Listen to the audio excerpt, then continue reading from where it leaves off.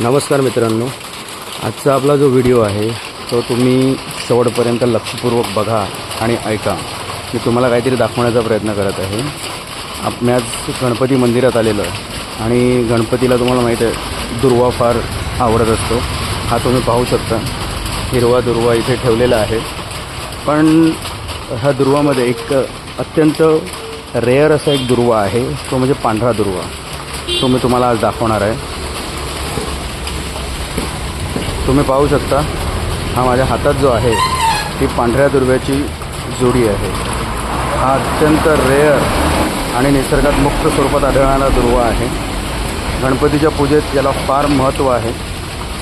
तर ह्या दुर्व्याबद्दल सांगायचं म्हणजे गणपतीची पूजा करताना ज्यांना राहू दोष आहेत त्यांच्यासाठी हा दुर्वा वापरला जातो, किंवा ज्यांना कोणाला नवसाचा दुर्वा आहे म्हणून हा दुर्वा वापरला जातो.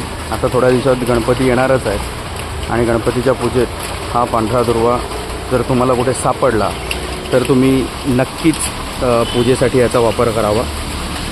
ही सगळी जी माहिती आहे ही माहिती मी शास्त्रीय आधारावर देत आहे.